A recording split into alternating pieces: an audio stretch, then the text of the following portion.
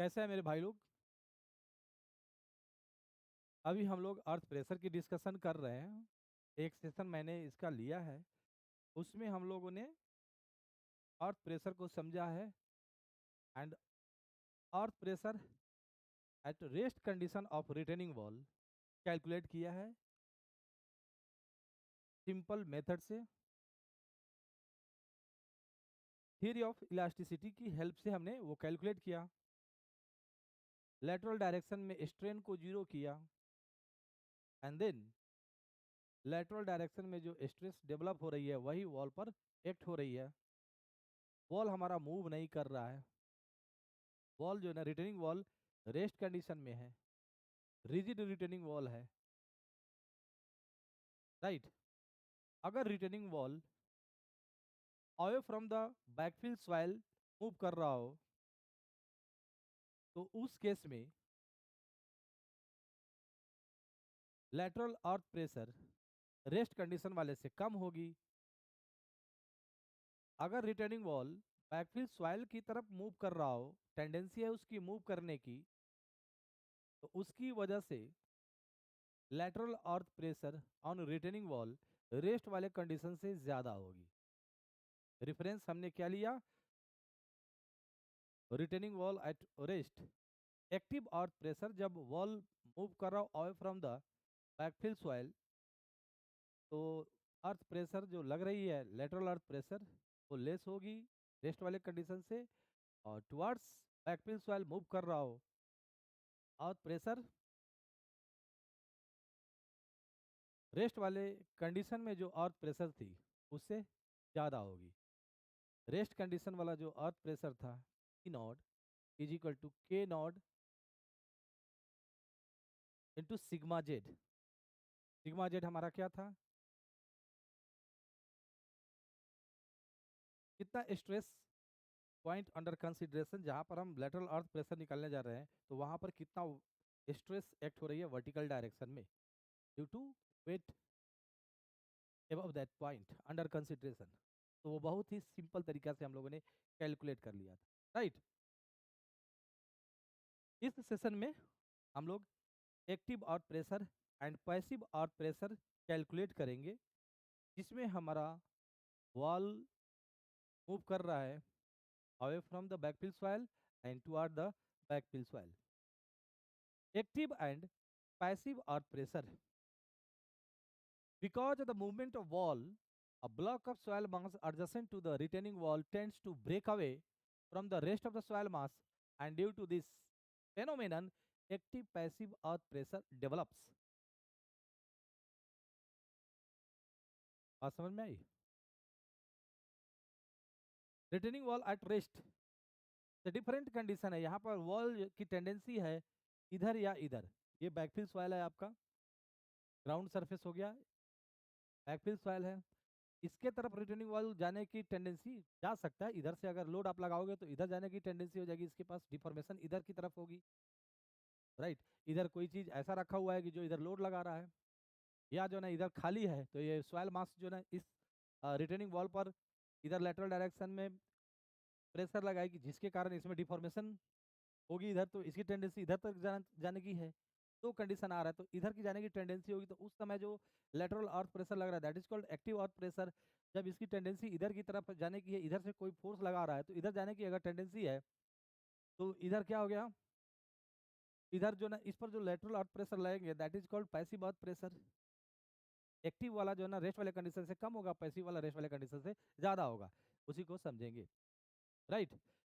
तो आप देखोगे कि जो block of soil mass has tendency to move in this direction और इन दिस डायरेक्शन। अगर ये रिटर्निंग वॉल इधर की तरफ जाने का प्रयत्न करेगा तो क्या हो जाएगा कि क्योंकि जो है ना हमने इसके सेफ स्लोप से ज्यादा स्लोप दे दिया है, एकदम वर्टिकल कर दिया, तो वर्टिकल ऐसे सॉइल मास नहीं ठहरेंगे, स्टेबल कंडीशन में नहीं होते हैं। सॉइल मास की अपनी एक जो है ना सेफ स्लोप होती है। विदाउट रिटर्निंग वॉल सॉइल मास अगर आप कहीं ड्रॉप करते हो तो एक पर्टिकुलर शेप वो लेता है, उसकी जो है ना इंक्लाइन सरफेस एक एंगल पर होती है, पर्टिकुलर एंगल होती है, लेकिन आप चाहते हो कि सॉइल मास एकदम वर्टिकल रहे, तो उसके लिए रिटेनिंग वॉल लेके आना पड़ेगा। रिटेनिंग वॉल उसको रिटेन करके रखेगा, राइट। तो जैसे ही ये रिटेनिंग वॉल इधर की तरफ जाने की इसकी टेंडेंसी होगी, थोड़ा भी डिफॉर्मेशन इधर हुई है, तो ये क्या हो जाएगा, ये जो दिख रहा है आपको ब्लॉक ऑफ सॉइल मास, ये क्या हो जाएंगे, ब्रेक अवे हो जाएंगे रिमेनिंग सॉइल मास से, रेस्ट ऑफ द सॉइल मास से ये ब्रेक होंगे। और वो क्या करेगा, इस तरह से स्लाइड होना चाहेगा, तो स्लाइड होना चाहेगा तो रिमेनिंग जो सॉइल मास है उस पर शियर स्ट्रेस ऐसे लगाएंगे, राइट। इस तरह से जो है ना शियर स्ट्रेस इस पर एक्ट होगी। तो रेस्ट वाले कंडीशन में जो लग रही थी शियर स्ट्रेस इस वाल पर, उससे कम लगेगी कि नहीं। अब इस पर जो ना लग रही थी ऐसे, इस अभी रेस्ट कंडीशन में तो पूरी की पूरी अर्थ प्रेशर जो है ना ऐसे लग रहा है, लेकिन जब वॉल की इधर जाने की टेंडेंसी होगी तो ये ब्लॉक ऑफ सॉइल मास क्या हो जाएगा, इससे जो ना रेस्ट ऑफ द सॉइल मास से ये क्या हो जाएंगे, शियर्ड हो जाएंगे। तो क्या हो जाएगा, इस वाले मास को इस वाले मास को इस वाले मास को ये नीचे वाला जो rest of the soil mass है शियर स्ट्रेस इधर लगाकर इसको रोकना चाहेगा। तो जो काम केवल returning wall at rest condition में कर रहा था, उसका कुछ पार्ट जो है ना, अब ये रेस्ट ऑफ द सॉइल मास इसको स्लिप नहीं होने देने की क्षमता रखता है, जिसके कारण इस पर जो है ना इस डायरेक्शन में वॉल पर अर्थ प्रेशर कम हो जाएगी रेस्ट वाले कंडीशन। सेकेंड केस, जब रिटर्निंग वॉल इधर जाना चाहेगा तो रेस्ट ऑफ द ये ब्लॉक ऑफ सॉइल मास है, ये block of soil mass behind this returning wall has tendency to move in this direction, move इधर इधर करेगा। तो rest of the soil mass क्या करेगा, इसको इधर नहीं मूव होने देगा, तो इसलिए इधर इस पर स्ट्रेस लगाएगी।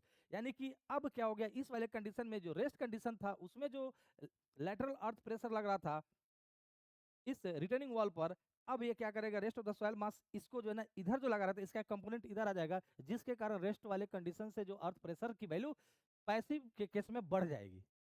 तो कैसे जो है ना active earth pressure rest condition में जो अर्थ प्रेशर होती है उससे कम होता है एंड एक्टिव वाले केस में, एंड पैसिव में जो है ना अर्थ प्रेशर पैसिव केस में, पैसिव कंडीशन में जब रिटर्निंग वाल इधर मूव कर रहा हो टुवर्ड द बैकफिल सॉइल, तो अर्थ प्रेशर रेस्ट वाले कंडीशन से ज्यादा होती है। तो कॉमन सेंस से रियलाइज हो गया, हम सब कुछ करके देखेंगे।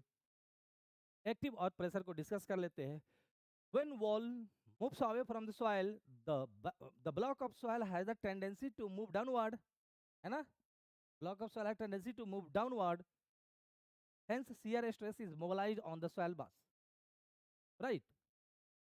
Because of the nature of the shear stress developed in the direction opposite to the movement of the wall, earth pressure on the wall will fall below the pressure at rest condition. तो pressure जब rest condition में था तो उस समय जो pressure लग रहा था उससे कम प्रेशर अब लगेंगे जब इस वॉल की इधर जाने की टेंडेंसी होगी, राइट। क्योंकि ये चाहेगा कि जो है ना इतना block of soil mass behind this returning wall, ये चाहेगा इधर की तरफ आए, तो रेस्ट ऑफ द सॉइल मास इसको इधर जो है ना इस पर स्ट्रेस लगा देगी, जिसके कारण जो है ना इसको पकड़ के रखा है कोई चीज, तो क्या हो जाएगा, इस पर स्ट्रेस जाना चाह रहा था कम हो गया, इस पर जो ना जो लेटरल अर्थ प्रेशर है, स्ट्रेस है, वो रिड्यूस हो जाएगी। This pressure developed on the wall when the soil is on the verge of failure is called active earth pressure. जब एकदम जो है ना फेलियर होने की कंडीशन में हो तो जो है ना ये इसको इधर की तरफ लगाएगा, on the verge of failure of this block of mass from the rest of the soil mass. At that condition, this will exert a shear stress opposite to the direction of the wall movement, जिसके कारण जो है ना rest वाले condition में जो earth pressure लग रही थी उससे कम अर्थ प्रेशर रिटर्निंग वॉल पर इस कंडीशन में लगेगा। तो earth active earth pressure that is the lateral earth pressure in this case decreases below earth pressure at rest condition. Passive earth pressure, clear. Pressure developed on wall when the wall moves towards the soil. A block of soil has a tendency to move up. तो जब इधर ये wall move करेगा तो ये block की tendency ऊपर जाने की होगी, तो क्या हो जाएगा, शियर प्लेन के थ्रू जो ना वो शियर्ड हो जाएंगे रेस्ट ऑफ द सॉइल मास से। तो on the verge of shear failure, rest of the soil mass is exerting shear stress in this direction, तो ये इसका एक कंपोनेंट इधर बढ़ जाएगा और इस प्रकार जो है ना जो पैसिव अर्थ प्रेशर है इस वाले कंडीशन में जब वॉल बैक्सवेल की तरफ मूव कर रहा हो तो रेस्ट वाले कंडीशन से बड़ा हुआ होगा, राइट। रैंकाइन्स थियरी हम लोग यूज करेंगे एक्टिव एंड पैसिव और प्रेशर को कैलकुलेट करने के लिए। एजम्पशन क्या है? Soil is semi infinite, soil mass का जो है ना प्लेन सरफेस है और उसका एक्सटेंशन इन्फिनिटी तक है ऑल डायरेक्शन में, नीचे इधर उधर, तो वो सेमी इनफाइनाइट जो है ना बॉडी कहलाएगा। होमोजेनियस आइसोट्रॉपिक ड्राई भी है। हम अभी ड्राई लेकर डेफिनेशन, ड्राई लेकर डेवलप करेंगे कॉन्सेप्ट, और हम लोग सॉइल मास हमारा सैचुरेटेड भी हो तो भी उसके लिए अपने पास एक टेक्निक है, उससे हम लोग कवर कर लेंगे। इफेक्टिव और प्रेशर का यूज कर लेंगे, या जो है ना हम वो सबमर्ज्ड यूनिट वेट का इस्तेमाल कर लेंगे। उसके लिए उसके द्वारा जो है ना हम फार्मूला से एक्टिव पैसिव और प्रेशर निकाल लेंगे, और फिर वाटर, केवल वाटर से जो है ना हम प्रेशर निकाल लेंगे और दोनों को ऐड कर देंगे, तो हमारा जो है ना क्या हो जाएगा, प्रेशर फोर्स को ऐड कर देंगे तो हमारा टोटल लेटरल अर्थ फोर्स और थ्रस्ट फोर्स कैलकुलेट होके आ जाएगा, जो हम लोगों ने पहले वाले सेशन में किया था वो कर लेंगे। तो पहले ड्राई के लिए काम करते हैं। Soil is in a state of plastic condition at the time of active and passive pressure generation. Right, जब ये डेवलप होता है on the verge of failure, soil जो है ना प्लास्टिक कंडीशन में होना चाहिए। The backfill soil is horizontal, right? Back of the wall is vertical and smooth. ये एकदम vertical and smooth होना चाहिए। Rupture surface is a planar surface which is obtained by considering the plastic equilibrium of the soil, right? तो ये हो गया। अब देखिए जो है ना जब movement away from the soil हो तो एक्टिव अर्थ प्रेशर कहलाती है उस समय lateral stress by the soil mass on returning wall. Active earth pressure हमारा जो है ना अर्थ प्रेशर एट रेस्ट से कम है। पैसिव अर्थ प्रेशर जब मूवमेंट वॉल की सॉइल की तरफ हो तो पैसिव अर्थ प्रेशर आप देखोगे अर्थ प्रेशर एट रेस्ट से ज्यादा है। Active earth pressure, dear friends, consider a soil mass element at a depth Z below the ground surface। Z depth पर हम लोगों ने सॉइल मास एलिमेंट कंसीडर किया है। तो जेड डेप्थ पर जो है ना इसके एबव, अगर ये ड्राई है तो इसके एबव कितना वेट होगा,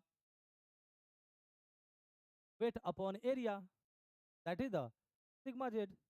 तो सिंपली क्या करते हैं हम लोग, गामा डी कितना डेप्थ पर है, जेड डेप्थ पर है, गामा डी। ये आपका जो है ना क्या हो गया, सपोज करो क्रॉस सेक्शनल एरिया ए है, क्रॉस सेक्शनल एरिया जो है ना इस यहाँ पर ए है, राइट, और इसके ऊपर जेड हाइट है सॉइल मास का, तो टोटल वॉल्यूम कितना होगा, A into Z. A into Z total volume हो गया। ये क्या है, weight per unit volume of the soil mass. तो इतने वॉल्यूम में ये जो वॉल्यूम इतना दिख रहा है, इसके एबव जो लगा रहा है जो सॉइल मास, इसकी वॉल्यूम पता चल गई। एंड गामा डी क्या होती है, वेट पर यूनिट वॉल्यूम। तो इतने वॉल्यूम में कितना इसके एबव वेट है, गामा डी से मल्टीप्लीकेशन कर दो और डिवाइडेड बाई इसकी एरिया रख दो नीचे, वैकेंसी होकर ये क्या दे दिया, वर्टिकल डायरेक्शन में जो जेड डेप्थ पर स्ट्रेस डेवलप होगा वो गामा डी जेड, राइट। तो इधर से भी गामा सिग्मा जेड लगना चाहिए, ये सिग्मा एक्स, ये सिग्मा एक्स। सॉइल मास इधर से जो सॉइल मास है, इधर वाला सॉइल मास है, इस पर कंप्रेसिव लगाएंगे। तो यही हमें सिग्मा एक्स कैलकुलेट करनी है, ये हमें पता है और ये कैलकुलेट करनी है, राइट। ये हमें कैलकुलेट कर, डियर फ्रेंड्स, यहाँ पर जो है ना सिग्मा एक्स जो है ना सिग्मा जेड से कम होगी।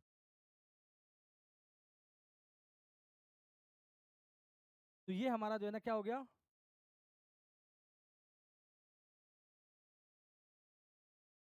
माइनर प्रिंसिपल स्ट्रेस, और ये क्या हो गया, मेजर प्रिंसिपल स्ट्रेस।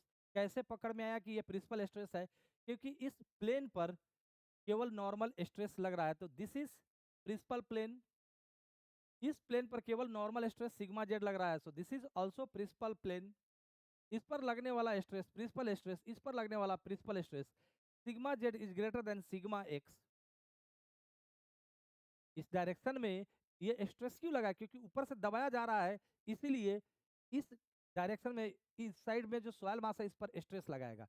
तो हम ऐसे दबा रहे हैं, तो जिसके कारण जो है ना इस एलिमेंट के सराउंडिंग में सॉइल मास है, इसमें डिफॉर्मेशन होना चाहेगा, तो ये इसको कंप्रेस करके रखा हुआ है। तो इसलिए इसकी वजह से ये डेवलप हुआ है। तो इसकी जो वैल्यू होगी ना इससे कम होगी। तो this two are principal stresses, क्योंकि ये जो है ना विदाउट शियर स्ट्रेस के अपने करस्पॉन्डिंग प्लेन्स पर लग रहे हैं। प्रिंसिपल प्लेन इस पर लगने वाले स्ट्रेसेस प्रिंसिपल स्ट्रेस जो बड़ा है वो मेजर प्रिंसिपल स्ट्रेस कहलाएगा, जो छोटा है वो माइनर प्रिंसिपल स्ट्रेस कहलाएगा। तो मेजर एंड माइनर के बीच में रिलेशन हम लोग already shear strength of the soil वाला जो टॉपिक है उसमें कवर कर लिया है, यही वो रिलेशनशिप। काम बन गया, उधर जो पढ़े इधर हमारा काम दे दिया। तो हमने कहा था ना कि जो है ना ये जो कॉन्सेप्ट है हम इस्तेमाल करेंगे स्टेबिलिटी ऑफ स्लोप के बाद का जो सेशन हमारा है फ्लो नेट पढ़ेंगे and then stability of slope पढ़ेंगे।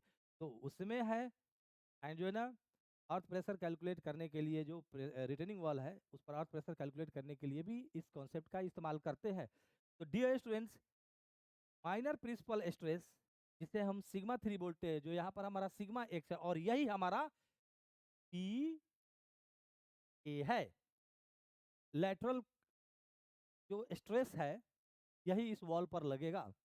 तो लेटरल अर्थ प्रेशर यही हमारा सिग्मा एक्स है और ये माइनर प्रिंसिपल स्ट्रेस है, इसमें सिग्मा 3 हम पहले जो पढ़े उससे बोलते हैं। तो सिग्मा 3 सिग्मा एक्स और यही हमारा पी ए है, lateral earth pressure when retaining wall is moving away from the backfill soil, पीछे वाले सॉइल से इधर मूव कर रहा है, राइट। तो हमारा ये जो है ना सिग्मा 3 सिग्मा 1 वो हमारा सिग्मा जेड सिग्मा 1 हो गया। Sigma 1 1 minus sine five upon 1 plus sine phi minus 2 C square root of 1 minus sine five upon 1 plus sine phi, right. Here phi is shear strength parameter, angle of shear resistance, C and phi जो होती है वो five है, यही हमारा sigma 3 P A है। तो P ए और ये हमारा सिग्मा 1 हमारा सिग्मा जेड है, P A equal to this, right. समझ में आया डियर फ्रेंड्स? यहाँ पर जो है ना ये क्या कहलाता है, coefficient of active earth pressure K A 1 minus sine five upon 1 plus sine five, जिसकी वैल्यू tan स्क्वायर 45 माइनस 5/2 होती है। Coefficient of active earth pressure, तो पी ए क्या बन जाएगा, sigma Z K A minus 2c square root of K A, right. अगर cohesion less soil की बात किया जाए तो सी की वैल्यू 0 हो जाएगी और उस केस में for a cohesion less soil active earth pressure is equal to coefficient of active earth pressure into sigma Z, खत्म। कोहेशन लेस सॉइल के लिए सी की वैल्यू जहां पर 0 होगी, जैसे सैंड ग्रेवल वगैरह के लिए जो है ना एक्टिव अर्थ प्रेशर का फॉर्मूला केवल इतना ही हो जाएगा। क्वेश्चन में अगर गिवन है तो हम एक्टिव अर्थ प्रेशर सिंपली क्या लिखें, के into sigma Z. Active earth pressure at active earth pressure and earth pressure at rest, वो क्या लिखते हैं, पी जीरो इजकल टू के जीरो सिग्मा जेड, ऐसे लिखते थे। सिग्मा जेड कैसे कैलकुलेट करना है, इजीली आपका कैलकुलेट हो जाए। तो ये बात समझ में आया? C and five values used are effective stress parameter because C and 5 values used are effective stress parameter because drain condition is assumed to prevail in a retaining wall due to provision of weep holes। तो ये हम जो use करेंगे ना effective stress parameter use करेंगे, C and phi effective stress parameter कैसे निकाला गया पिछले वाले सेशन में देखना। जब हम इफेक्टिव स्ट्रेस से टाउ जो कैलकुलेट करते हैं तो वहां पर जो फाइव एन सी की वैल्यू होती है इफेक्टिव स्ट्रेस पैरामीटर इस्तेमाल की जाती है। इफेक्टिव स्ट्रेस इस्तेमाल करके जो है ना हम जब निकालेंगे सी एन फाइव तो वो हमारा वो कहलाता है sigma Z used should be effective stress. Cohesion less soil के लिए अगर बात की जाएगी तो ये सिंपल रिलेशन आएगा, राइट। ये समझ में आया डियर फ्रेंड्स? बात करते हैं हम लोग मोर सर्किल पर एक्टिव अर्थ प्रेशर को समझने का। ये हमारा क्या है, फेलियर इनवेलप लाइन। ये तो डिपेंड करेगा सी क्या है एंड आई क्या है। अगर हम लोग जो है ना कोहेशन लेस सॉइल की बात करेंगे तो इस तरह से बन जाएगा, intercept on tau axis by failure envelope line, zero हो जाएंगे तो ये ओरिजिन से पास करेगा, और ये एंगल हमारा क्या है, आई। बात समझ में आया? ये फेलियर इन्वेलप लाइन है।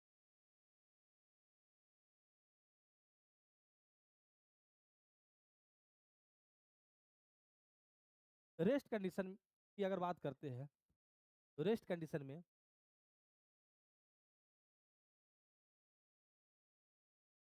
Sigma Z zero stress coordinate हो गया मेजर प्रिंसिपल प्लेन पर, और ये क्या है कि जीरो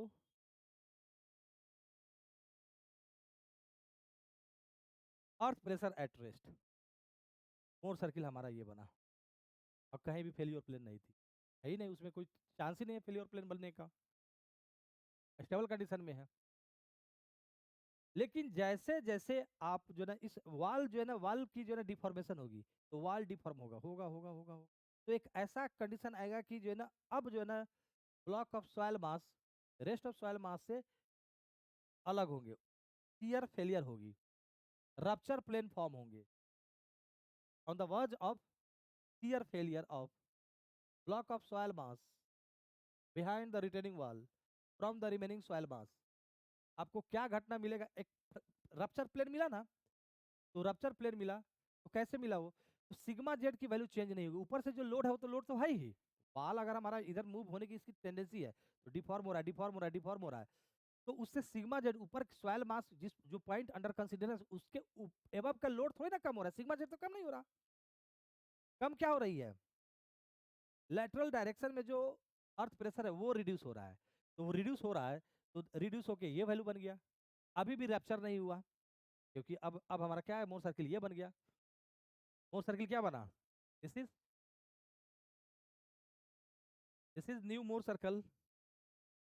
अब जो है ना और वाल हमारा क्या हुआ, मूव किया, और वाल मूव किया, मतलब थोड़ा सा और डिफॉर्म हुआ वॉल, तो और जो है ना लेटरल डायरेक्शन में अर्थ प्रेशर जो है ना रिड्यूस हुआ, और रिड्यूस हुआ, राइट, सिग्मा एक्स की वैल्यू और कम हुई, अब मोर सर्किल हमारा ये बना,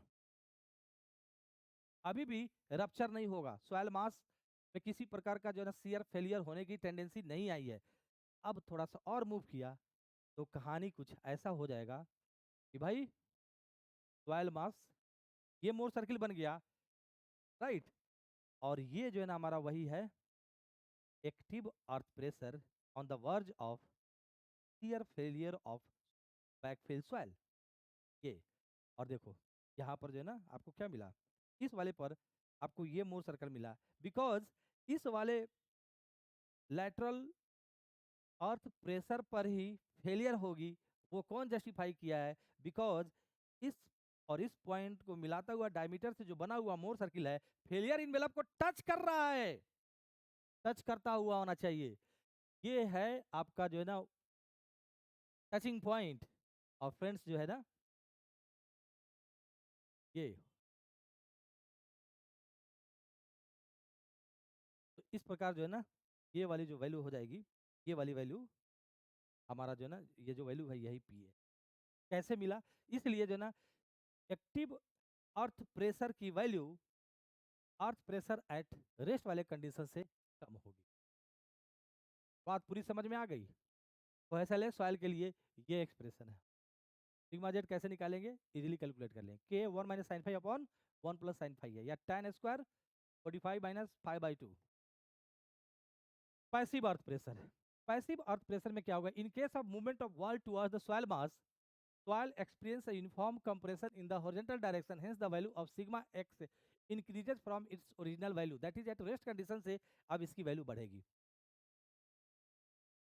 इसको समझिए, this is failure envelope line, ये तो जो है ना सॉइल के टाइप पर डिपेंड करता है, अगर हमारा कोहेशन लेस सॉइल है तो ओरिजिन से ये लाइन पास करेगा, intercept on tau axis zero होगी, और ये जो है ना इंटरनल जो जो फ्रिक्शन एंगल है, एंगल ऑफ शियर डिफॉर्मेशन जो है, जो एंगल ऑफ शियर रेसिस्टेंस वो हमारा जो है ना फाई है, तो वो तो एक पर्टिकुलर है, इसलिए ये इसकी लोकेशन फिक्स है। बात समझिएगा डियर फ्रेंड्स। हमारा जो है ना ये सिग्मा जेड 0 था, और ये क्या था, इससे कम था ना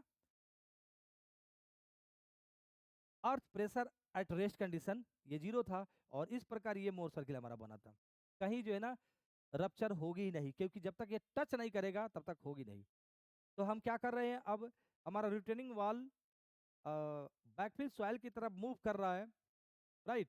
तो लैटरल डायरेक्शन में प्रेशर इंक्रीज होगा, प्रेशर इंक्रीज किया, तो अब जो P0 था रेस्ट कंडीशन में अर्थ प्रेशर वॉल पर, अब P0 से बढ़कर कुछ दूसरा हो जाएगा, ये सिग्मा एक्स की वैल्यू ये हो जाएगी। अब यहाँ पर आ गया, अब ये मोर सर्किल, ये यहाँ भी आपको रप्चर प्लेन नहीं मिल रहा है, क्योंकि जब तक ये टच नहीं करेगा तब तक काम होने वाला नहीं है। फिर से जो है ना थोड़ा और जो है ना रिटर्निंग वॉल को मूव कराया गया बैकफिल सॉइल की तरफ, तो क्या हो जाएगा, लेटरल डायरेक्शन में प्रेशर और बढ़ेंगे, यानी सिग्मा एक्स की वैल्यू और बढ़ गई। अब ये हो गया, ऐसा नहीं हुआ। अब जो है ना एक कंडीशन ऐसा आएगा कि सिग्मा एक्स यानी कि जो लेटरल डायरेक्शन में अर्थ प्रेशर है उसकी वैल्यू इसके इक्वल हो गई, तो वो पॉइंट मोर सर्किल बन गया। अब जो है ना इसको पार करके जो है ना हमारा जो है ना और हमारा डिफॉर्मेशन हुआ रिटर्निंग वॉल का towards backfill soil, sigma x और बड़ी, लेटरल जो अर्थ प्रेशर है, लेटरल अर्थ प्रेशर है और बड़ी और बड़ी। अब ये हमारा जो है ना मोर सर्किल बना और बढ़ा, तो मोर सर्किल ये बड़ा और बड़ा, मोर सर्किल ये बना और बड़ा, मोर सर्किल ये बना, और मेरे फ्रेंड्स मोर सर्कल ये वाला बना। तो ये वाला जो वैल्यू है, ये वाला वैल्यू यही हमारा पीपी 0 है। तो पीपी यानी कि जो लेटरल डायरेक्शन में लग रही है स्ट्रेस सिग्मा एक्स, इस बार सिग्मा एक्स ही हमारा ये पीपी है। सिग्मा एक्स की एक पर्टिकुलर वैल्यू है जहां पर आपका जो है ना सॉइल में फेलियर होने जा रहा है, क्योंकि फेलियर इन्वेलप लाइन से ये मोर सर्कल कांटेक्ट कर चुका है, और फेलियर प्लेन में जो है ना क्या स्ट्रेस डेवलप होगी, मोर सर्किल के सेंटर से इस लाइन को मिला, ये रेडियस बन गया, और ये जो हाइट है वो उस फेलियर प्लेन में शियर स्ट्रेस को बताएगा, और ये जो डिस्टेंस आएगी, ये जो डिस्टेंस आएगी उस फेलियर प्लेन में नॉर्मल स्ट्रेस को बताएगा, राइट। और वो जो है ना normal stress and shear stress ऐसे कनेक्टेड होंगे। फेलियर प्लेन में जो शियर स्ट्रेस है वो फेलियर प्लेन में लगने वाले नॉर्मल स्ट्रेस से कनेक्टेड कैसे होता है, C plus sigma tan of phi, right. तो डियर फ्रेंड्स जो है ना इतना जब लेटरल अर्थ प्रेशर हुआ है तब जाकर हमें मोर सर्किल ऐसा मिला है जो उस सॉइल का इन्वेलप लाइन था, फेलियर इन्वेलप लाइन, उसको टच किया है। तो यहाँ पर जो ना on the verge of shear failure when wall is moving towards backfill soil, earth pressure is called passive earth pressure. तो ये जो पीपी है, इस बार पीपी जो है ना सिग्मा जेड से बड़ा है, तो इस बार ये हमारा क्या है, यानी सिग्मा एक्स हमारा मेजर प्रिंसिपल स्ट्रेस है and sigma Z minor principal stress है। तो मेजर प्रिंसिपल स्ट्रेस माइनर से कैसे कनेक्टेड होता है देख लो, ये मेजर है, ये इस बार जो है ना हमारा पीपी हो गया है, और ये सिग्मा 3 माइनर होता है, तो ये मेरा सिग्मा जेड हो गया है, राइट। तो देखो ये सिग्मा 1 हमारा पीपी है और सिग्मा 3 हमारा सिग्मा जेड है, जो गामा जेड से कैलकुलेट की जाएगी। इस प्रकार जो है ना जब मेजर प्रिंसिपल स्ट्रेस को माइनर के फॉर्म में लिखते हैं तो ये प्लस होता है, यहाँ पर प्लस होती है, और यही वाला चीज अंडर स्क्वायर में यहाँ पर होता है, राइट। तो देखिए मेरे भाइयों जो है ना कितना बेहतरीन तरीके से चीजें आपके दिमाग में आ गई, कॉन्सेप्चुअली कैसे जो है ना डेवलप हो गया। तो PP passive earth pressure is equal to sigma Z 1 plus sine phi upon 1 minus sine phi plus 2c square root of this value, coefficient of passive earth pressure KP, ये हो गया। अब केपी इंटू के क्या हो जाएगा, देखो तो के इंटू केपी, केपी में ये ऊपर है और ये नीचे है, एंड के में ये ऊपर है और ये नीचे है, तो दोनों का प्रोडक्ट हमेशा 1 आएगा। केपी निकाल लो, केपी निकाल लो 1 plus sine phi upon 1 minus sine five करके, तो केपी निकाल कर 1 बाई केपी कर दोगे, तो जो है ना के निकल क्या जाएगा, एक निकालो दूसरा उसका रिवर्स कर दो, निकाल लोगे। बात समझ में आई। तो इस प्रकार जो है ना जो पैसिव अर्थ प्रेशर होता है वो एक्टिव अर्थ प्रेशर से ज्यादा होता है, और अर्थ प्रेशर एट रेस्ट से भी ज्यादा होता है। ऑर्डर देखेंगे तो क्या होगा, एक्टिव अर्थ प्रेशर उससे बड़ा जो है ना प्रेशर एट रेस्ट उससे बड़ा पैसिव अर्थ प्रेशर। पूरी तरह से जो है ना मैकेनिज्म समझा दिए, यही बात यहाँ पर कही जा रही है, हमारा काम बन चुका है। आइए एक प्रॉब्लम देखते हैं। A counterfort wall of 10 meter height retain non-cohesive backfill soil.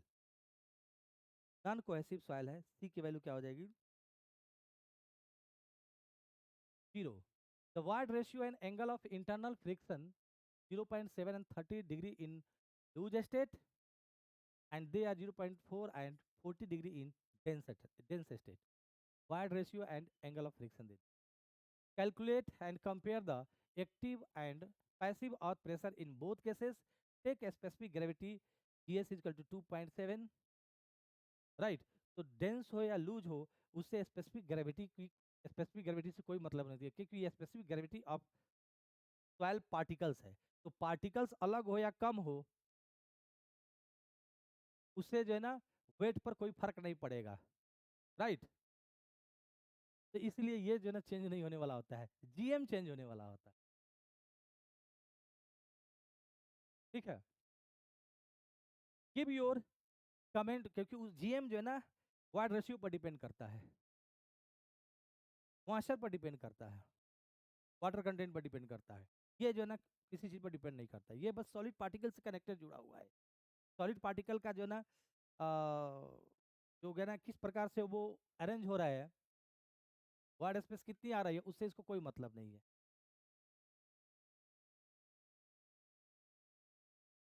बात समझ में? सॉलिड पार्टिकल की डेंसिटी से कनेक्टेड है। लूज स्टेट में जो है ना हमारा वॉल की जो है ना हाइट दे दिया हुआ है, वार्ड रेशियो गिवन है, पाई गिवन है, एस गिवन है। तो लूज स्टेट में ये जो सॉइल मास बनाएगा उसकी apparent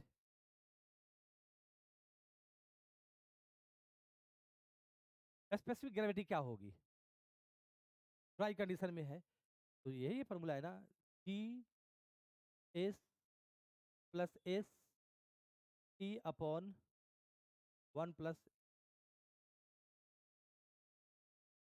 E M, mass specific gravity E S plus A C upon 1 plus E. पढ़े हुए हैं हम लोग, जब बहुत बेहतरीन तरीके से हम लोग इस्तेमाल करते हैं।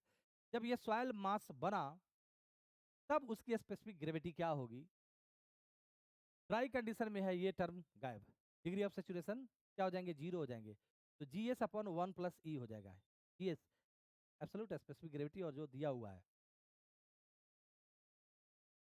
राइट।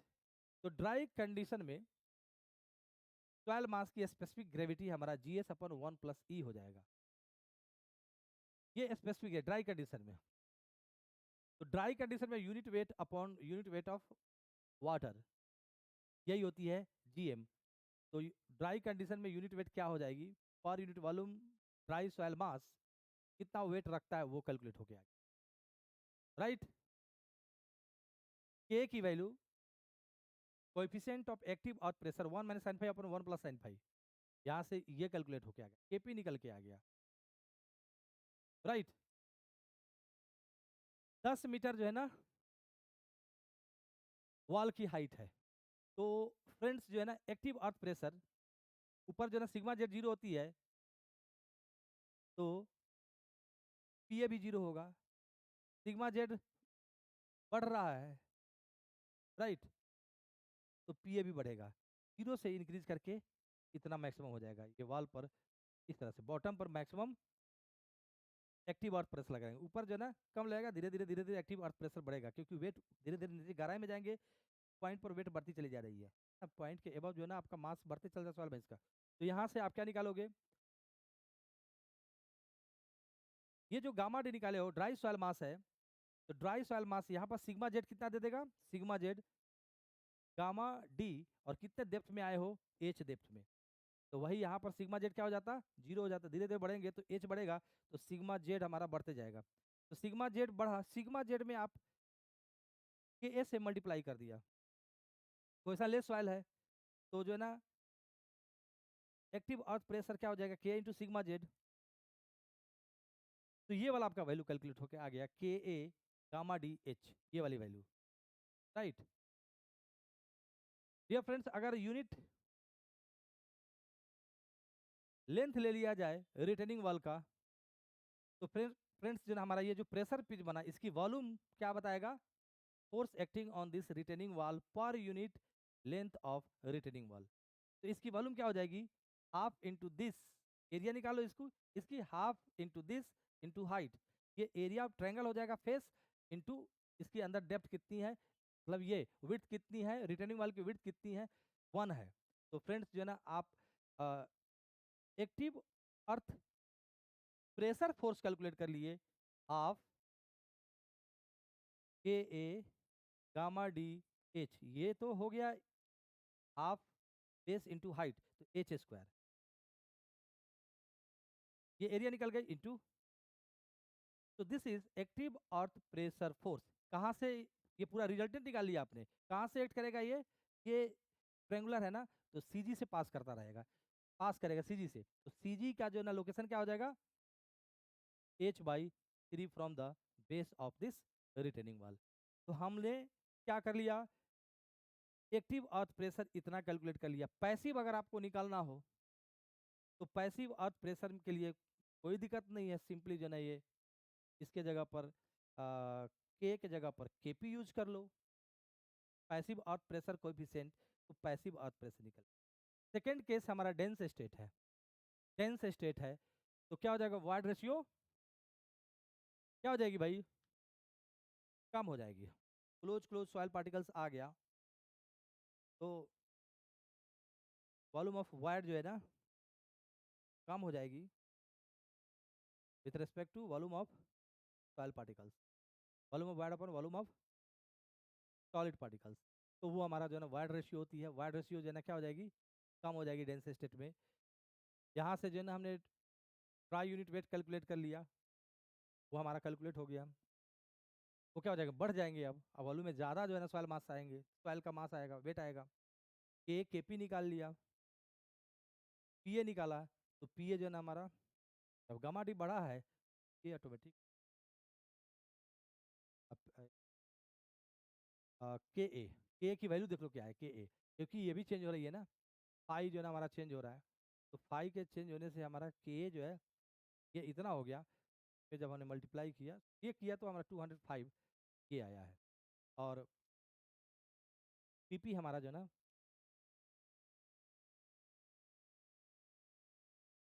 तो एक्टिव प्रेशर जो है ना रिड्यूस हो गया है, कंपैक्टिंग से एक्टिव प्रेशर क्या हो गई है, रिड्यूस हो गई है, और पैसिव प्रेशर क्या हो गई है, इंक्रीज हो गई।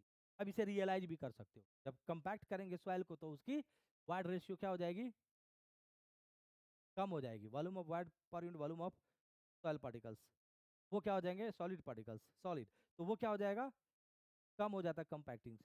तो जब कंपैक्ट हो गया ना, तो वाल दूर भागेगा वही ना, दूर जब भागेगा ना, इधर भागेगा, तो सरकना नहीं चाहेगा, बात समझ में आ गया। तो इसलिए जो है ना रिटर्निंग वाल पर अब जो प्रेशर लगेगी, अर्थ प्रेशर, वो एक्टिव प्रेशर है, वो कम हो जाती है।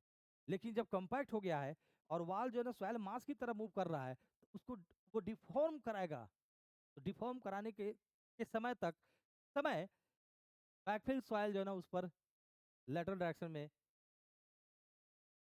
फोर्स ज़्यादा लगाएंगे, तो पीपी बहुत हाई हो जाएगी, कंपैक्टिंग से पीपी हाई हो जाती है, यानी toward the backfill soil deform कराना हो तो वॉल पर ज़्यादा स्ट्रेस लगेगी, right, and away from the backfill soil move कर रहा हो कंपैक्ट के केस में, तो डेंस वाले मतलब कि जो लूज वाले स्टेट है ना उससे कम जो है ना एक्टिव अर्थ प्रेशर, कंपैक्ट हो गया ना, तो जाओ तो मूव करोगे तो ये सॉइल जल्दी फड़केगा नहीं, ये चीज है। तो क्या हो गया, by compacting the soil active earth pressure decreases but passive earth pressure increase, यही कमेंट हो गया। Various cases of earth pressure, cohesionless soil on vertical smooth wall, तो उसके लिए हम लोग जानते हैं कोहेशनलेस सॉइल है, तो एक्टिव अर्थ प्रेशर आप इजीली कैलकुलेट कर लोगे, एक्टिव अर्थ प्रेशर के ए सिग्मा जेड, सिग्मा जेड क्या होती है, ड्राई सॉइल की अगर मैं बात करूं तो sigma gamma D into point under consideration हमारा किस डेप्थ पर है, राइट, तो टॉप वाले पॉइंट पर हम बात करेंगे कि भाई एक्टिव अर्थ प्रेशर कितना लग रहा है, तो जेड इसके लिए 0 है, जैसे जैसे नीचे जाएंगे जेड की वैल्यू बढ़ेगी तो ये बढ़ते 0 से बढ़ते बढ़ते जो है ये मैक्सिमम, राइट।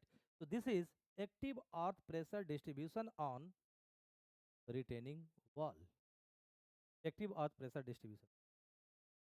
रिटेनिंग वॉल की जो है ना विड्थ आपका जो है ना 1 है, बात समझ में है, विड्थ अगर 1 है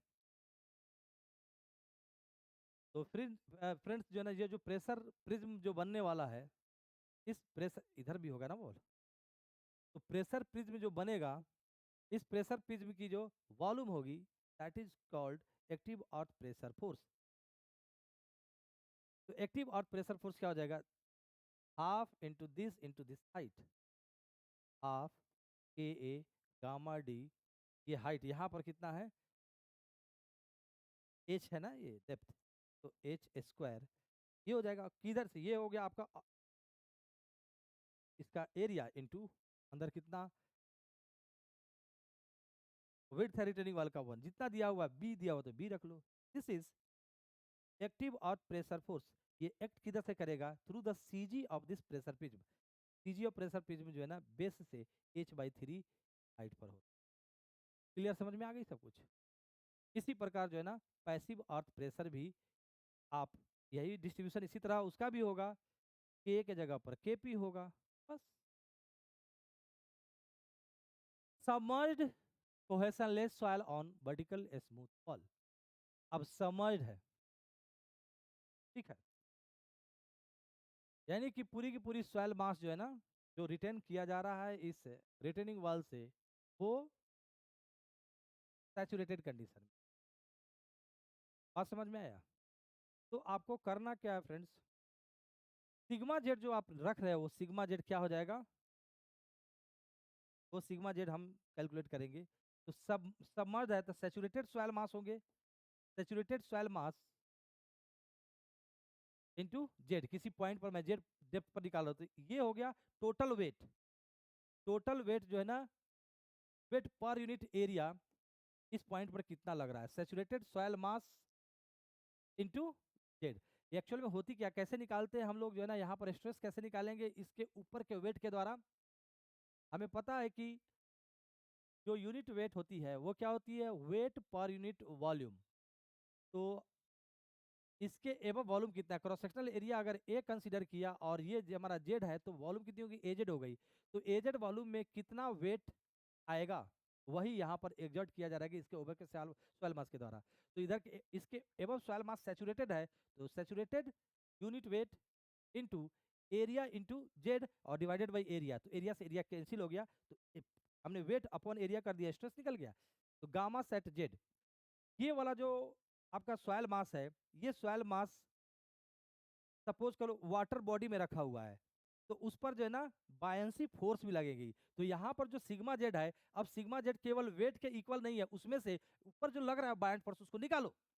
तो बायंट फोर्स वेट ऑफ कितना था ये, submerged weight, weight displaced by liquid due to submergence of this amount of soil mass inside water body.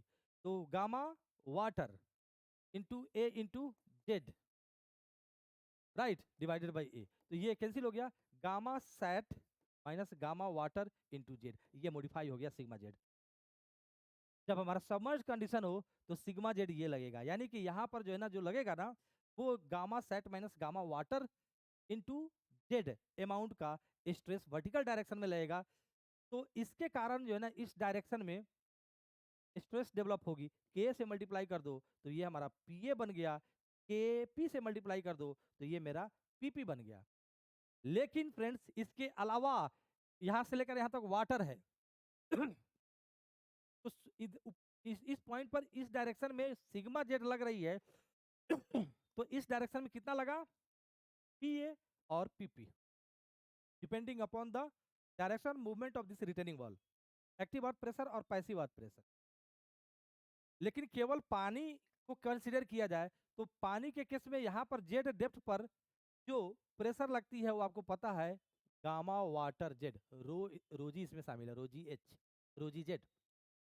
तो जितना प्रेशर पानी का यहाँ इस डायरेक्शन में इस पॉइंट पर इस डायरेक्शन में लगेगा उतना ही इस डायरेक्शन में भी लगेगा, उतना ही इस डायरेक्शन में भी, उतना ही इस डायरेक्शन में से, उतना ही इस डायरेक्शन में, राइट।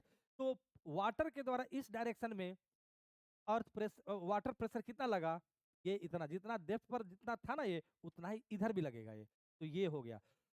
इसका वेरिएशन क्या हो जाएगा, ये भी 0 से लेकर गामा एच तक जाएगा। तो वाटर के द्वारा जो प्रेशर लग रही है लेटरल डायरेक्शन में, गामा वाटर एच, इस तरह से इसका भी वेरिएशन है। ये सॉइल मास के कारण हुआ है, सबमर्ज सॉइल मास के कारण, और ये वाटर जो है पोर्स में उसकी वजह से। तो इसका जो ना per unit width of retaining wall, इसके द्वारा प्रेशर फोर्स कितना लगेगा, इसकी वॉल्यूम निकालो प्रेशर प्रिज्म की, आप gamma water H into H, ये एरिया हो गई इंटू 1, तो half gamma water H square, ये हो गया वाटर के द्वारा, और प्लस जो है ना हमने ये निकाला है K A gamma set minus gamma water into Z, ये हो गया सबमर्ज सॉइल मास के कारण। तो टोटल दोनों को ऐड कर दो, क्रैक। तो ये वाला लेंथ मुझे पता चल गया ना, ये वाला लेंथ बॉटम में कितना लगेगा, तो बॉटम में कितना लगेगा, तो टोटल जो है ना हमारा जो है ना एक्टिव अर्थ प्रेशर फोर्स कितना हो जाएगा, तो this into height into half, है ना, करोगे ना, हाफ से मल्टीप्लाई करो, और ये मुझे पता चल गया, ये जस्ट ये कैलकुलेट कर लिए है, जेड के जगह पर हमारा एच हो जाएगा, हाफ दिस इंटू हाइट और विड्थ 1 हमने ले ली। तो इसको और इसको जोड़ा, देखो के ए, इसको गामा समर्ज बोलेंगे एच, और ये हाइट मल्टीप्लाई किए है ना, हाइट भी मल्टीप्लाई हुआ, तो हाइट स्क्वायर बाई, देखना है ना, और ये वाला इधर हो गया। उसी प्रकार जो है ना इसका भी निकाल सकते हैं, ऐसी बात, ठीक है। तो एक प्रॉब्लम किया गया है, इसी पर आप लोग देख लीजिएगा। गेट का प्रॉब्लम है, इजी इजी प्रॉब्लम हम लोग देख लेते हैं और इस सेशन को एंड करते हैं। A retaining wall of 5 meter height retains cohesionless dry soil having density of 1.9 megagram per meter cube, ठीक है। डेंसिटी दे दी गई है cohesionless dry soil की। Angle of internal friction of 28 degree. The surface of the backfill soil is horizontal. The active and passive earth pressure per meter length of the wall in kilonewton r. Pressure force पूछा जा रहा है, यानी कि active pressure का जो distribution है unit length of returning wall, वो प्रेशर प्रिज्म कंस्ट्रक्ट करता है, उस प्रेशर प्रिज्म की वॉल्यूम चाहिए। Active pressure force per unit length of returning wall, उसी प्रकार passive earth pressure force per unit length of returning wall, बहुत ही सिंपल है, डायरेक्ट आप निकाल सकते हो। ड्राई कोहेशनलेस सॉइल है, तो के जो है ना क्या हो जाएगा, P A active earth pressure के इंटू सिग्मा जेड, रिमेनिंग वाला टर्म जो है ना सी के जीरो होने के कारण हट जाएंगे, बात समझिएगा। P A P P passive earth pressure, K P into sigma Z. Sigma Z किसी भी लोकेशन पर क्या होती है, गामा ऑफ ड्राई है, gamma D Z, Z is the depth of point under consideration, तो टॉप पर जीरो होगी और यहाँ पर मैक्सिमम होगी। मैक्सिमम कितना होगी, सिग्मा जेड गामा डी, और इसमें जो है ना के से मल्टीप्लाई कर देंगे, तो ये जो है ना आपका maximum active earth pressure bottom पर हो गया, जीरो से लेकर इस वैल्यू तक वेरी कर रहा है, टॉप से लेकर बॉटम तक। यूनिट लेंथ हमारा जो है ना रिटर्निंग वाल का कंसीडर किया, प्रेशर प्रिज्म की जो है ना वॉल्यूम निकाली, area into width half H, और लगेंगे this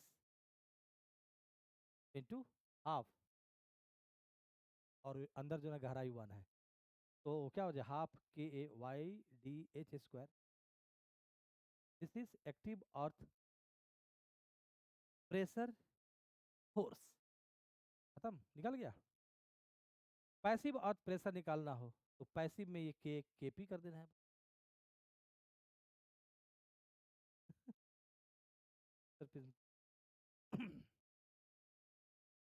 A 3-meter high retaining wall supports sandy soil of unit weight. Sandy soil का जो है ना सी जीरो ही लेते हैं, 18.5 किलोन्यूटन पर मीटर क्यूब उसका जो है ना यूनिट वेट दे दिया गया है. The angle of shearing resistance phi is 30 degree and the surface of the soil is horizontal. The magnitude of active thrust in kilo newton per metre of the retaining wall. Pressure पे की volume चाहिए and its acting point from the top, यानी top से कितना लगेगा. तो भाई जो है ना आप जानते हो ये है हमारा एक्टिव अर्थ प्रेशर का डिस्ट्रीब्यूशन रिटेनिंग वॉल पर from top to bottom. Top पर 0 होगा, बॉटम पर आपको पता है क्या हो जाएगा के ए सिग्मा जेड, और सिग्मा जेड बॉटम पर कितनी होगी, जो सॉइल मास है उसकी यूनिट वेट. ड्राई है तो ड्राई है, अगर जो है ना सेचुरेटेड है तो सबमर्ज लिखना है यहाँ पर, और फिर सबमर्ज लिखना तो वाटर का भी एक अलग से लिख रहा है, दोनों को अवॉइड करना पड़ेगा. यही बात मैं कहना चाह रहा था. ड्राई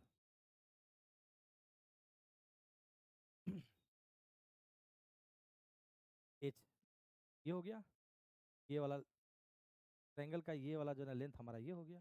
हाइट मुझे एच पता है कि एरिया कितनी हो, और यूनिट लेंथ लेना है रेटिंग वाल का. तो this is active pressure force per unit length of retaining wall kilo newton per metre. और काट ऑफ यहाँ से जो है h/3 पर लगता है, तो ऊपर से कितने डिस्टेंस पर लगेगा, टोटल h है, h-3 सब्सट्रैक्ट कर दो 2h/3. तो टॉप से ये जो resultant active earth pressure force per unit length of retaining wall act हो रहा है, यहाँ से एक्ट करता हुआ प्रतीत का. यही क्वेश्चन कैलकुलेट करने के लिए. तो फ्रेंड्स हमने जो है ना अर्थ प्रेशर फिनिश किया, और भी प्रॉब्लम्स हो गए, सब इजी जी प्रॉब्लम है, देख लीजिएगा, सब सॉल्व हो जाएगा. नहीं होगा तो मैं हूं ना. इसके बाद जो है ना फ्लोनेट है, इस पर रिसेंटली हमारे पास क्वेश्चन आया, शायद इसी से 2024 में क्वेश्चन है. फ्लोनेट देखते हैं. फ्लोनेट के बाद जो है ना एक सेशन फ्लोनेट का और एक सेशन स्टेबिलिटी ऑफ स्लोप के लिए, और हमारा जो है ना सॉइल मैकेनिक्स फिनिश हो जाएगा. तो अगले 2 सेशंस में सॉइल मैकेनिक्स फिनिश होता है. मैं फिर से वही बात कहूंगा, आप खूब पढ़े, खूब बढ़े, अपना नाम करे, माता पिता का नाम करे, देश का नाम रोशन करे. अगर आपको लगे कि इसमें थोड़ा भी सर का कंट्रीब्यूशन है, सर का भी नाम हो जाए, सोच लेने से ही आपको और कुछ करने की जरूरत नहीं है सर के लिए, उतना से ही मुझे खुशी मिलेगी. और इन सब प्रकरण के लिए जहाँ सारे जगह खुशियाँ बिखर जाए हमारे दिल के गहराइयों से, आपको बहुत बहुत धन्यवाद. यहाँ रुकने के लिए, ठहरने के लिए, इस वीडियो को देखने के लिए, आत्मसात करने के लिए बहुत बहुत धन्यवाद. सेशन को हम यहीं पर क्लोज करते हैं. अगले सेशन में हम लोग फिर इसी उत्साह से रिमेनिंग कंटेंट को लेके आ रहे हैं. ये स्टॉप दिस.